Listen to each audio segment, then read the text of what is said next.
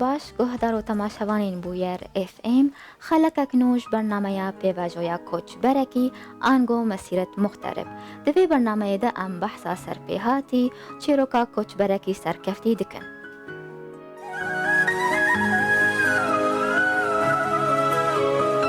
میوانامه یا وی خلقی کچا باجاری حسکی اندازیار میدیا شیخ حسنه وش کندای مرابه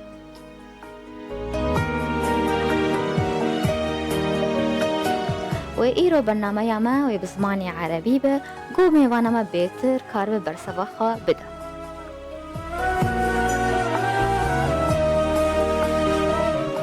مساء الخير أنسي ميديا، أهلا وسهلا فيكي برنامجنا مسيرة مختلف. مساء الخيرات يا هلا. بداية أنسي ميديا لو تحكي لنا عن حياتك بسوريا، شو تتذكري من مدينتك الحسكة؟ طفولتك، ذكرياتك، أصدقائك. أنا ولدت بالحسكة بس ربيت بالإمارات، بس تقريبا كل صيف كنت أنا وأهلي بننزل زيارة على الحسكة وعلى سوريا. وطبعا عندي ذكريات كثيرة من الحسكة، من مع الأهل مع الأصحاب، وكنا نقضي طبعا وقت كتير حلو بالحسكة. فلي ذكريات من الطفولة كتير بسوريا. لو تحكي لنا شوي عن هالذكريات في الطفولة بسوريا، مدينتك الحسكة. أكتر ذكرى بضلت تخطر على بالي من الصغر، كنت بروح مع أولاد عمي وعماتي على حديقة بنلعب فيها وبعدين بنتعشى. بعتقد كانت على شارع اسمه شارع المحطة. فهي من الأشياء اللي بتذكرها دائما، كل سنة كنا بنعملها بس نروح. فهي من ضمن ذكرياتي عن الحسكة. نعم، ولدتي بالحسكة لكن قضيتي فترة منيحة بدولة الإمارات. لو تحكي لنا عن هذيك المرحلة من حياتك، كيف كانت، كيف تأقلمتي مع المجتمع الإماراتي، ولأي مرحلة دراسية ضليتي بالإمارات؟ مزبوط، أنا ربيت بالإمارات لحتى عمري 17، بعدين اجينا على كندا لما كنت 17 سنة بال 2009. طبعا عشت بالإمارات، رحت على المدرسة هنيك وأنا من أنا صغيرة كانت ميولي دائما بالأبحاث وبالعلوم، وبالمدرسة نفس الشيء، كنت دائما مشغولة بالأبحاث بالعلوم بالمواد العلمية. فطبعا تأقلمنا مع المجتمع وعندنا كتير رفقة وأصحابنا. كان في نسبة كتيرة من الجالية السورية والكردية بالإمارات اللي ربينا معهم، وصارنا طبعا صاروا أهلنا تانيين بالإمارات، وصاروا قرايبنا بالإمارات كمان. فطبعا قضينا ذكريات حلوة وفترة كتير حلوة بحياتنا بالإمارات. نعم، بعد الثانوية تركتي الإمارات، يا ترى ليش ما كملتي دراستك بالإمارات، دراسة الجامعة؟ اجتنا فرصة انه مع الاهل انه نهاجر على كندا، وفرصة لنتعلم كندا. طبعا مثل ما قلت لك، انا كانت ميولي علمية ومن انا صغيرة، وكنت بعرف انه كندا في ابحاث العلمية بالمشاريع العلمية انه لها فرص اكثر. فانا من انا صغيرة هالمجالات عندي ميول للعلوم، فعرفت انه كندا كبلد ممكن تعطيني هالمجال، وتعطيني طبعا فرصة للحياة ولنشتغل ولنتعلم أشياء جديدة بالحياة. نعم، أي سنة سافرتي لكندا؟ وصلنا على كندا بال 2009، 2000 تقريبا من 11 سنة. 2009. ميديا، أنت دراستك العلوم الطبية، شو سبب اختيارك لهالدراسة؟ شو الغاية والهدف من هالقسم؟ أم، الطريقة اللي عم بتطلع فيها بالعلوم وعلى الصحة بشكل عام، بتطلع عليها كنوع من أنواع طريقة بدنا نعيش بالحياة فيها. فمثل ما قلت، أنا ميولي كانت دائما علمية، فمجرد ما بشوف أي شيء قدامي دائما بدي أفكر إنه كيف فيني أفهم كيف هالمشروع بيشتغل أو كيف هالتكنولوجيا بتشتغل. وبرجع بتربطها بنفس الوقت موضوع الحياة بالعلوم الطبية. طبعا العلوم الطبية مو بس عن الأمراض والصحة، هي على كل شيء بيشمل لل- للصحة بشكل كامل للجسم. فأنا درست بالأول علوم طبية وأحياء وكيمياء حيوية. وعملت أبحاث بالأبحاث الجينات وتأثير أبحاث الجينات على صحة الإنسان نفسه. آه، فهي طبعا مجالات أنا بلاقيها كتير مجالات كتير مهمة بالحياة، ومجال كنت دائما أنا بحب أفهم فيه أكتر، وما زلت لهلأ بشتغل بهالمجال. على تأثير للصحة، بس طبعا من وجه تاني أو من نظرة تانية. نعم، قبل ما نحكي عن دراستك الهندسة الكيميائية، شو هي الأبحاث اللي عملتيها ضمن الجامعة؟ آم، بالجامعة درست فيها بتعطي فرصة لما تقريب مشروع التخرج بالعلوم تشتغلي بحث معين مع بروفيسور بالجامعة أو مع المستشفى. فأنا درست على أنواع الجينات المعينة بالجسم اللي بتأثر على هرمونات السعادة، وتأثير نسبة هرمونات السعادة بجسمنا على موضوع صحتنا من ناحية الأكل اللي بناكله أو طريقة النوم، وكيف بتأثر على الحياة لما الواحد بيصير فوق 50 سنة. فهي من أنواع الأبحاث اللي درستها. نعم، درستي الهندسة الكيميائية، يا ترى كانت رغبة منك أو اقتراح من أحد الدكاترة إلك؟ أم، بس خلصت العلوم كنت حابة أكمل الماجستير بالعلوم. بس بعد ما اشتغلت لفترة بالأبحاث الطبية، مع إني بحب هالمجال وبحس إنه ميولي بهالمجال، بس ما حسيت إنه أنا ممكن أكمل فيه كشغل للمستقبل. كنت حابة شيء اللي بيعطيني رغبتي من تصنيع الأشياء، رغبتي إنه أفكر بالتأثير الأشياء اللي عم بعملها على مجال أكبر. وكانت إلي طبعا ميول بريادة الأعمال بنفس الوقت. فوقتها حكيت مع أهلي بهالموضوع، وأكثر من البروفيسورز الدكاترة بالجامعة كمان نصحوني إنه أنا ميولي كتير على الصناعة وعلى التصنيع، إنه ليش ما تدرسي الهندسة. فقررت إنه أرجع للمدرسة وكفي هندسة كيمياء. من أنا صغيرة كنت أحب كتير أي شيء يدخل بالتصنيع والتجارة. حتى بتذكر لما كنت بالإمارات أخذونا رحلة مرة على مصنع تعليب أكل، وكانت بالنسبة لي كأنه رحت على شيء مستحيل حدا يتخيله بالعالم. كل جهاز كنت بشوفه لقيته إنه فيه شيء غريب، وأنا بفكر إنه الناس قدرت تاخذ علوم ورياضيات ويطبقوها بالحياة لتصنع هيك أجهزة. نعم. فلقيت إنه الشيء عن جد مبهر. فوقت رجعت وكفيت هندسة كيمياء، وبنفس الوقت بلشت أشتغل وأنا عم بدرس شهادة تانية. نعم، درستي فرعين مختلفين عن بعض، ميديا، في علاقة بين هالفرعين لإلك؟ استفدتي منهم؟ طبعا ما في أي شيء ممكن تدرسيه إنه بروح على الفاضي. أكيد استفدت من المجالين. وهلأ كوني ما زلت لهلأ بشتغل بكلية الهندسة، وبشتغل بإدارة برامج بتتخصص بتسويق الأبحاث وبهالمجالات. آه، كل شيء بتتعلميه بالمدرسة وبالجامعة نفسه، بالذات إنه كيف تطوري بالتفكير نفسك لحتى فيك تحلي أي مشكلة بتواجهك، أو فيك تفكري حتى كيف ممكن تستخدمي العلوم، الأحياء، الطبي، كل شيء لحتى تحلي أي مشكلة بتواجهنا. نعم. كثير من المشاكل اللي بنشوفها هلا مشاكل معقدة، مشاكل ما فيكي بس تفكري تحليها من جهة واحدة أو نظرة واحدة. فبضطري تجيبي مثل ما بيقولوا تفكير من العلوم، تفكير من الهندسة، تفكير من ريادة الأعمال. نعم. فكل ما حاولنا نجمع بالدراسات اللي عملناها أو التفكير اللي عملناه، كل ما كان أسرع إنه فينا نحل مشكلة ونحل مشكلة بشكل دائم ومستديم. نعم، حكيتي عن المشاكل الميديا، شو هي أبرز الصعوبات التي واجهتيها بدراستك؟ يا ترى حدا ساعدك، مد يد العون إلك؟ آه، طبعا بالدراسة وبالذات بالهندسة وضمن كندا دراسة منا سهلة. في ضغوط نفسية كل الوقت، في كتير أشياء لازم تتعلميها لحالك وتشتغلي فيها. بس طبعا الحمد لله يعني أهلي ساعدوني كتير، أعطوني المجال لحتى أقدر أرجع المدرسة مرة تانية وبشتغل بنفس الوقت عن طريق الجامعة. بس كان في كتير صعوبات. طبعا هلأ بتطلع على هالصعوبات بفكر فيها إنه كانت صعبة لما كنت عم بمرق فيها، بس هلأ بحس إنه لو برجع بالوقت رح أحس كتير أشياء سهلة بوقتها.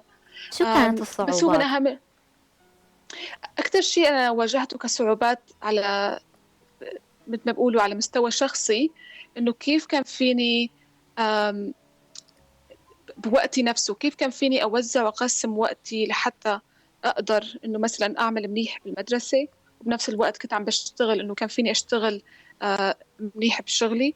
وكنت أنا بتطوع بالمجتمع وبعمل كتير أشياء كل الوقت. فكيف كان فيني اشتغل بهالاشياء كلياتها، وانه ما اخلي شيء ياثر على شيء تاني، بس بنفس الوقت ضل انبسط مع اهلي مع رفقاتي واستفيد من الوقت اللي عم بقضي فيه. فحسيتها هاي كانت من اكثر الصعوبات اللي انا واجهتها على شخص نفسي، انه كيف فيني انتبه على وقتي، استفيد من الوقت قد ما بقدر، بس بنفس الوقت ما أحس إنه أنا بضغط نفسي كل وقت. نعم، رح ناخذ فاصل صغير ونرجع.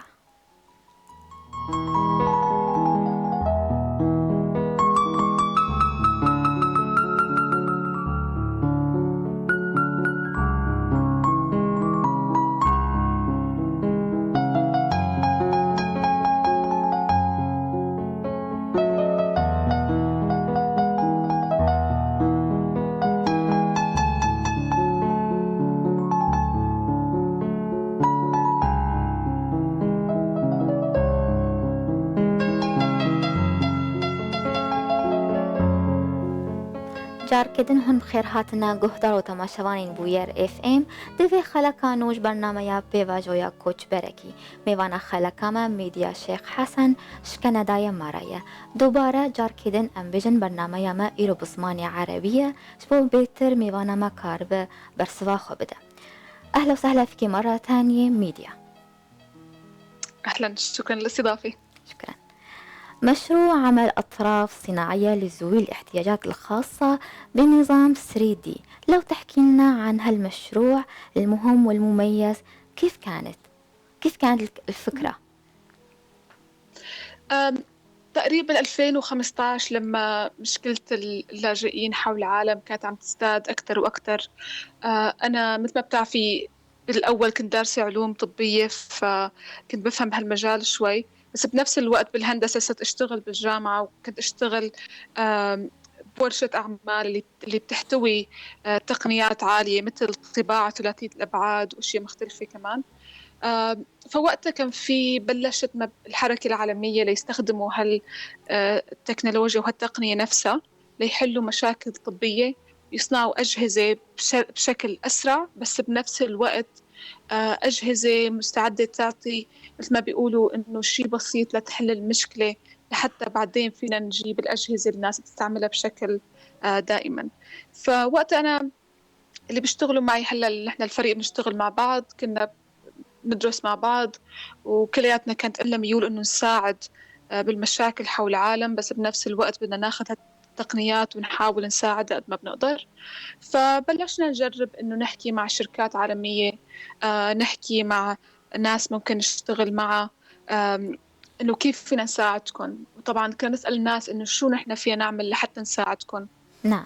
وشو فينا نطبق مساعدات معكم. فبلشت مثل ما بيقولوا كان في مشكلة قدامنا، ونحن عرفنا إنه عنا الخبرة أو التكنولوجيا أو الشيء الثاني لنحل هالمشكلة.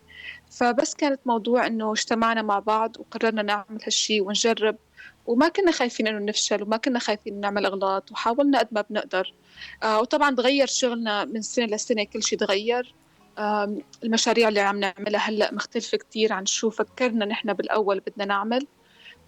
فلهلأ مثل ما بيقولوا عم نحاول نتعلم من كل شيء عم نعمله، بس بنفس الوقت عم نحاول إنه نفكر بطرق جديدة لحتى نغير ونطور من شغلنا. نعم، مشروع عمل أطراف صناعية بنظام ثلاثي الأبعاد، يا ترى كان الأول على مستوى كندا والعالم؟ كان في حول العالم كان في كتير ناس مبلشة بنفس هالمشاريع. الشيء المميز باللي عملناه إنه الناس اللي حول العالم اللي عندها هالتكنولوجيا أو اللي عندها الخبرات، كلياتنا بنساعد بعضنا حول العالم. كلياتنا بنطلع إنه كيف فينا نساعد بعضنا، كيف فينا نعمل شراكة مع بعض، وما في تحديات بهالمجال، لأنه كلياتنا إلنا نفس الهدف إنه نساعد الناس، وكلياتنا إلنا نفس الهدف إنه نتعاون لحتى نوصل لنحل مشكلة. طبعا إنه هالمشكلة كبيرة حول العالم، تقريبا الإحصائيات الأخيرة اللي شفتها إنه الناس اللي بتعيش تحت مستوى الفقر العالي، أقل شيء شخص من كل 5 أشخاص بده طرف صناعي، بده جهاز مساعد ليساعدوهم بالحياة وليستمروا بحياتهم. فاشتركنا، حكينا مع شركات كتير بهالمجال، حكينا مع أبحاث علمية بهالمجال، حكينا مع كتير دكاترة حول العالم بهالمجال اللي بيشتغلوا، وطبعا عملنا شراكة مع بعضهم، استفدنا معلومات من بعضهم واشتغلنا مع بعض. كل حدا فينا حول العالم له شيء مميز بيعمل فيه، أو له نظرة مميزة، أو بيشتغل بمحل معين حول العالم، أو له أفكار إنه كيف نتعاون مع أي شركة. فكل حدا له طبعا مميز، بس بنفس الوقت كلنا بنتساعد لأنه كلنا عم نحاول نساعد نفس المشكلة ونفس الهدف. نعم، الشراكة كانت بين أي دول؟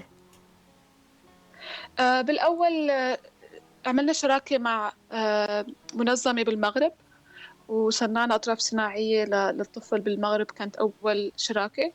والسنة الماضية عملنا شراكة بغانا اللي هي بأفريقيا الشمال، عفوا أفريقيا الغربية. نعم. هالسنة كنا المفروض نروح على دول تانية بأفريقيا، ونروح على غانا كان، بس تعرفي مع الفيروس وكل شيء عم يصير حول العالم، كتير من المشاريع اللي كنا نشتغل فيها تأجلت. فلهلأ عم نشتغل نحن لنساعد الناس بالمجتمع حوالينا، نستخدم خبراتنا والتكنولوجيا لنصنع أجهزة. مثل مثلا عم بشتغل بالجامعة، كنت مع كتير ناس هون بيشتغلوا معي لنصنع أقنعة لنساعد الدكاترة والمستشفيات اللي عم بيتعالجوا مع الفيروس بكل وقت. فلسه نحن بنفكر فيها إنه لسه عم نستخدم التكنولوجيا، عم خبراتنا لنساعد الناس. لو عم نساعد الناس حول العالم أو وين ما نحن موجودين، لسه عم نوصل لهدفنا. نعم. لأن طبعا مثل ما قلت المشاكل اللي عم نحاول نساعدها مشاكل عالمية، بس كل الناس بتمر فيها بمرحلة بحياتهم. نعم، ميديا، بمجال عملك ومشروعك بتركيب أطراف صناعية، أكثر حالة وقصة أثرتي فيها؟ أم طبعا كل حالة وقصة مرقنا فيها إلى مثل ما بيقولوا اشياء منيحة مرقنا فيها واشياء محزنة وتأثرنا. بس رح اعطيكي مثالين. الطفلة اللي بالمغرب لما اعطينا اطراف صناعية، اول مرة بعتنا الاطراف الصناعية، طبعا احنا بنستخدم انواع تقنية مختلفة لحتى في بعض الحالات ما بنضطر نسافر نحن على الدولة، ممكن نعملها من بعيد ونبعث الاطراف الصناعية. من اصعب الحالات اللي مش حالة، بس مثل بقول موقف، إنه أول مرة بعتنا الأطراف الصناعية للطفل ما مشي حال الإيدين، وكان في غلط بالقياس، وطبعا الطفل تأثر كتير وحس إنه ما وصلوا الأطراف الصناعية، فطبعا كان تأثير نفسي علينا وعلى الطفل. بس حاولنا مرة بعدها، وبعدها تقريبا بكم شهر، بعتقد ب6 أشهر بعتناهم كمان مرة، ووقتها مشي الحال على الطفل، مشي القياس كان ظابط وكان فيه يستعملها. طبعا استعمال أطراف صناعية تستخدم الميكانيك للإيد نفسها، يعني ما فيها كهرباء، ما فيها بطاريات، بس بتستخدم الأطراف الإيد نفسها لحتى تعطي ذاتية. حركة بسيطة. نعم. بالذات. نعم. بس شيء تاني، مثلا حالة جديد وصلتنا لشخص من بنغلاديش، وطبعا اضطر انه يشيلوا الايدين اثنيناتهم، بس البتر كان من الكتف نفسه. طبعا احنا ما اشتغلنا مع اي حالة من هالنوع، فالناس اللي كانوا بدهم يساعدوه وبعثوا لنا الملفات لحتى نشوف الحالة نفسها. بس للأسف نضطر نقول إنه ما فينا نساعد الشخص، بس لأنه نحن ما لنا خبرة بهالنوع من البتر نفسه. فبتأثر كمان لفترة إنه ناس عم تطلب إنك تساعديها، بس بتضطري تقولي إنه للأسف ما فينا نساعدكم. فهي كانت نفس الشيء، إنه أثرت علي لفترة، لأنه بتحسي ما قدرتي تساعدي إنه إلك هالشخص. مسؤولية. نعم. طبعا بتحسي إنه في مسؤولية، وطبعا الناس ما بتلجأ لحتى تحكي مع حدا بدولة تانية لتساعدك إلا إذا الناس عن جد محتاجة المساعدة. نعم، جوائز التي حصلت عليها ميديا شيخ حسن؟ أوه. الجوائز، الحمد لله، مع السنوات الماضية كان في أكثر من جائزة حصلت عليها ضمن كندا وبرا كندا. كثير من هالجوائز كان لها دخل بالقيادة وبالريادة الأعمال. طبعا شغلي مع الأطراف الصناعية شيء معين عملته، بس أنا اشتغلت مع كثير برامج للاجئين لكندا ليساعدون ليرجعوا للجامعة للدراسة ليلاقوا الشغل، وبس مع شركات عالمية حول العالم كمان.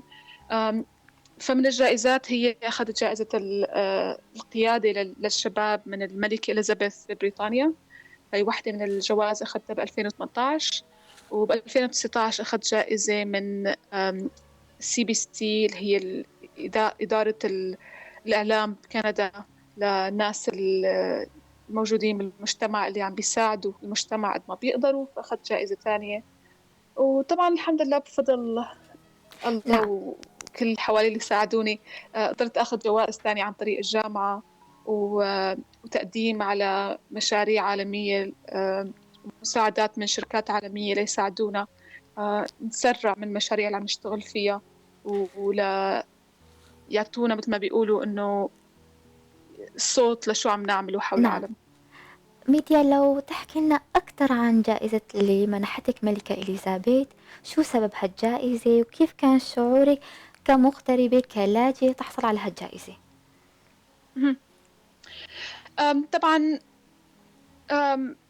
الجائزة اللي أخذتها الملكة هي كانت جائزة عملوها للشباب بين العمر 18 ل 30 سنة اللي عايشين بالدول الكومنولث، اللي هي الدول اللي كانت ضمن المملكة البريطانية من زمان، وكندا واحدة من هالدول، كوني كمان عندي جواز كندي.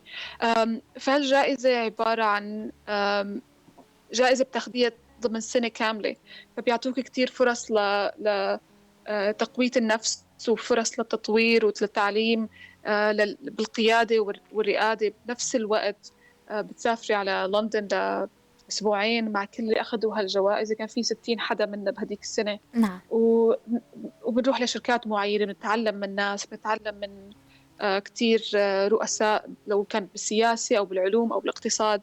وبآخر يوم من زيارتنا لبريطانيا بنروح على القصر وبنستلم الجائزة من الملكة نفسها. طبعا الشعور كان أكيد حلو. هلا بنحاول نتذكر شو صار بتحسيه كأنه حلم، إنه ما بتخيل إنه هالشي صار عن جد. بس بنفس الوقت عطتنا نظرة إنه كلياتنا وين ما كنا حول العالم فينا نوصل أي شيء بدنا نعمله بالحياة، وفينا دائما طبعا نطور بنفسنا وأنا كتير ناس بتقول إنه ممكن هالشي بتصير عن طريق الصدف، بس أنا بآمن إنه هالشي صارت لأنه أنا اشتغلت لسنين كتيرة بأكثر من مجال، وتعبت لحتى ما وصلت لهالمرحلة بحياتي، أو حتى أخذت هالجوائز. فما بعتقد كانت بس صدف، بس لأنه عن جد تعبنا أنا واللي اشتغلوا معي طبعا. وكتير اللي بيشتغلوا معي أنا مثل ما بيقولوا الوش اللي على الإعلام دايما، بس هنا أكيد نحن بنشتغل مع بعض دايما، بنساعد بعض كل الوقت. طبعا شعور حلو، شعور جميل، بس بنفس الوقت ذكرنا إنه المشكلة اللي عم بنحلها، نعم. بالذات إنه هالجائزة كانت مو بس لحتى تقول للي عم يشتغلوا بهالمجال وأخذوا هالجائزة إنه شغلكم منيح والمجتمع بيحتاجه، بس كمان لتذكر الناس إنه المشاكل اللي عم بيحاولوا يحلوها مشاكل مهمة بالحياة، إنه كانت كلياتنا على مشاكل لها دخل، مشاكل بمجتمعنا، مشاكل بالصحة، مشاكل للشباب، مشاكل نحن عم نعم. بنحل المشاكل بطرق جديدة. ميديا، يا ترى تم تعريفك كفرد من كندا أم كمغتربة من سوريا كلاجئة؟ أنا أجيت هجرة على كندا، ما أجيت لجوء. أجيت هجرة ب 2009. طبعا وقت لما بيعرفونا على الجائزة بيعرفوك على حسب الدولة اللي أنت جاية منها، ومثل ما قلت هالجائزة هي للدول نعم. الكومنولث، الدول اللي كانت ضمن آم، المملكة البريطانية من زمان. كندا هي واحدة من هالدول، فعرفوني أكيد ككندية، كوني هالجائزة للكندية فقط. نعم. بس كلياتنا بكندا، كل حدا بكندا طبعا كتير ناس بتكون جاية من أصول تانية. فكتير لما بروح لأي من هالمناسبات أو لما تجتمعي بأي حدا ببريطانيا كان بيسألوكي أنت من وين، فبقول لهم إنه أنا كندية من أصول سورية. طبعا هالشي بفتخر فيه، وبأي شيء إنه بحس إنه بيجيب مثل ما بيقولوا وجهة نظر جديدة لكل شيء بعمله بالحياة. نعم. ميديا، هل العلم والتفوق بدراستك هي سبب بنجاحك أم إرادتك وإصرارك على النجاح؟ بعتقد الاثنين. بعتقد طبعا المجال تدرسيه، بالذات أنا درست مجالات إنه بالعلوم وبالهندسة، طبعا هاي بتساعد. بس إذا درستها من دون ما أكون حاطة هدف ببالي، أو بدون ما أفكر إنه شو بدي أعمل أو كيف بدي أطور بنفسي، آه ما فيكي تعملي واحدة من دون الثانية. فبالنسبة إلي أنا بآمن إنه كانت عبارة عن إرادتي، نفس الشيء أنا هدفي، أنا شو حابة أعمل، كيف، شو حابة، أي بصمة حابة أتركها بالمجتمع وحول العالم. بس بنفس الوقت دراستي والناس اللي اشتغلت مع الدكاترة بالجامعة اللي ساعدوني، اللي لسه لهلأ بعتبرهم كقدوة لإلي وبدأوا بيعطوني نصايح. كمان هون ساعدوني لأوصل للأهداف ولكل شيء أنا عملته. نعم، مشاريع وأعمال ميديا في الأيام القادمة على مستوى كندا ومستوى دولي. أه هلأ عم ببلش ماجستير بالعلوم السياسية والاقتصاد، وهو ماجستير من ضمن شركة أمريكا، بس بتطلع حول العالم، بتطلع بالذات على العلاقات بين الصين وأمريكا وباقي العالم. وطبعا هالمجال أنا ملاقيته آم، كتير مهم بحياتنا هلأ، بالذات بعد ما صار كل شيء بالفيروس حول العالم. وكيف إنه كل شيء عم بيتغير، وبنفس الوقت الاقتصاد تبعنا العالمي اقتصاد كله مشترك مع بعضه، وكلياتنا بفكر فيها كأنه العالم صاير دولة كبيرة، ما صارت دول مختلفة. بالذات بالتكنولوجيا هلا جابتنا كليات، عم بتقربنا كلنا على بعض. فأنا لقيت إنه هالمجال مجال أنا لقيته كتير حلو، حابة أتعلم فيه وأدرس منه بزيادة. وإن شاء الله بس خلص حابة أشتغل بالقطاع الخاص وأخذ خبرة من هالمجال شوي. وأنا بحاول إنه ما حد كتير أهداف للمستقبل، لأنه طبعا ما حدا بيضمن المستقبل أو شو رح يتغير بالمستقبل. فبحاول إنه أفكر للسنة أو سنتين، بس ما بحاول إنه حط مثل ما بيقولوا أهداف، بخلي أهدافي دائما قابلة للتغيير قد ما بقدر. نعم، شو بتنصحي نساء وبنات الكرد بكل دول العالم؟ طبعا بنصح كل حدا وين ما كان حول العالم إنه دائما يفكروا بطرق ليطوروا من نفسهم، دائما يتعلموا كيف فينا نساعد نفسنا بالأول، بس نساعد المجتمع ونساعد اللي حوالينا. وأهم شيء الثقة بالنفس، إنه لازم دائما ندور على الأشياء اللي جواتنا. لو كانت هي اللغات اللي بنحكيها، المجتمع اللي ربينا فيه، الأفكار، إنه كيف نستفيد ناخذ الأشياء الحلوة اللي موجودة بمجتمعنا، بأفكارنا، بتقاليدنا، لحتى نستخدمها بحياتنا وبيومنا. ونفرجي الناس صورة حلوة عنا وعن نفسنا وعن نحن مين نحن مين أصلنا. بس بنفس الوقت دائما لازم نبحث عن أشياء جواتنا لتعطينا الثقة بالنفس، وتخلينا دائما نقدر نطور من أنفسنا ونتعلم، وبنفس الوقت نفكر كيف نساعد المجتمع واللي حوالينا. نعم، سوريا بلد حرب والعديد من الأطفال فقدوا أطرافهم. يا ترى أطفال سوريا رح يكون لهم نصيب من الاختراع أطراف صناعية بالنظام ثلاثي الأبعاد؟ رح يكون لهم نصيب؟ مهم. لما بلشنا الشغل بهالمجال بال 2015 2016، بالأول كنا مفكرين نشتغل بالمخيمات اللجوء السياسي اللي حوالين سوريا نفسها بالأساس. بس طبعا وقت لما بلشنا كان في صعوبات من ناحية إنه نحن ما كان لنا خبرة بهالمجال. لازم تشتغلي مع دكاترة موجودين بالدول هالمناطق، بنفس الوقت بدك تعملي شراكة مع شركات عالمية. فطبعا هاي هدف ببالنا، طبعا حابين نكمل فيه. بس واجهنا صعوبات وقتها، ولهلا عم نحاول قد ما بنقدر نتعلم منها ونساعد. بس طبعا نحن مستعدين نساعد أي حدا موجود حول العالم. نحن بلشنا لأنه مشكلة الأطراف الصناعية واللجوء بلش بعد ما بلشت الحرب بسوريا. نعم. فطبعا هاي هدف وشي حابين نرجع نطلع عليه بنفس الوقت. بس صارت ظروف خلتنا نطلع على مجالات تانية أو على مشاريع تانية، أو كيف حتى نغير بالأشياء اللي نشتغل فيها. بعطيكي مثال، لما اشتغلنا بغانا بأفريقيا، نحن رحنا ودربنا الشباب اللي مثلنا اللي موجودين بهديك الدولة، إنه كيف يستخدموا التكنولوجيا نفسها، كيف يستخدموا شو موجود عندهم بالبلد نفسه. وكيف يعني يصنعوا الأجهزة المساعدة لتساعد الناس حواليهم. نحن ما بناخذ معنا مثلا تكنولوجيا أو ما بناخذ أي شيء، بس بنروح هنيك بنشوف هن شو عندهم، نحن بنساعدهم. حتى نحن بس نرجع لكندا هن فيهم يكفوا اللي نحن بلشناه، وفيهم هن يساعدوا الناس اللي حواليهم.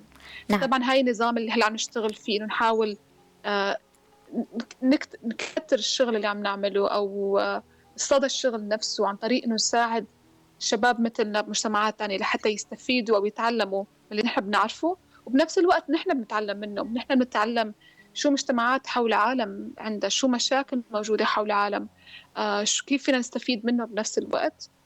فهاي اللي كيف عم بنغير هلا شغلنا من السنة الماضية. نعم، إلك نية بالعودة إلى سوريا لروجافا لمدينتك الحسكة، في حال عدتي شو رح يكون مشروعك وهدف العودة؟ في مهم. حال. أم، طبعا الواحد ما بيعرف إذا إمتى فيه يرجع أو كيف الظروف رح تصير حول العالم. بس طبعا إذا صار لأي شخص إنه فرصة يرجع، أم، رح أحب إنه مثلا أرجع أتمشى بالشوارع، أشوف الناس. كثير من الناس اللي بعرفه هنيك طبعا ما شفناهم من سنين. كوني ما ربيت بهديك البلد، رح أحب أروح أقعد مع الناس، أسمع قصص آه، الناس الموجودة، قصص من زمان، قصص الجديدة، الناس شو بتحب تعمل بحياتها. فطبعا إنه لما ما بتعيشي بالبلد صعب تفهمي الناس كيف بتحس ببعض المواقف. فرحب إنه كيف أحط حالي بمحلهم وأعيش آم، الماضي اللي عاشوه والذكريات اللي عاشوها. نعم، يا ترى رح نسمع بالمستقبل اسم ميديا شيخ حسن كفتاة كردية سورية تحصد جائزة نوبل في عملها بمجال الهندسة الكيميائية؟ إن شاء الله. طبعا أنا كل شيء كنت أعمله بالماضي وهلأ، أبدا ما فكرت إنه شو جائزة رح أخذها أو شو آه، الناس رح تعرفني أو كيف رح تتذكرني. كثير أشياء بلشتها لأنه كان في مشكلة كنت حابة حلها وكنت حابة أتعلم بنفس الوقت. وكل شيء جوائز إجت عن طريقي كانت كثير، هي ناس رشحوني لهالجوائز، يعني ما كانت أنا عم بقدم على هالجوائز. آم، فما واحد ما بيعرف، بس أنا بالآخر اللي بهتم فيه أكثر إنه شو المشاكل اللي فيني أحلها حول العالم، كيف فيني أستفيد من اللي درسته، من الخبرات اللي أخذتها من الناس اللي بشتغل معها حول العالم، حتى أساعد بالمشاكل الموجودة هلا وللمستقبل. نعم، لو إلك كلمة أخيرة نختم فيها حلقتنا. شكرا كثير لاستضافتنا اليوم، وكثير انبسطت حكيت معك، وبتمنى إنه الناس تضل دائما بسلام وبخير وبصحة، وإنه دائما يآمنوا بنفسهم إنه هن فين يوصلوا أي شيء بدهم يوصلوه بالحياة إذا عن جد استمروا وثابروا وتعبوا على نفسهم لحتى يوصلوا لأهدافهم بالحياة. شكرا كتير إلك ميديا شيخ حسن، بتمنى لك النجاح والتوفيق الدائم. شكرا كثير. ام بفیرانگی هاتن داویا خلکا خواهم به هیوین و دمک خوش مردر باز کرن. اسپاسیا ودکم، سپاسیا میوانا خودکم میدیا شیخ حسن گوش کندای مربو. حتی جارک دن چارشمک دن بمین کیف و خوشی.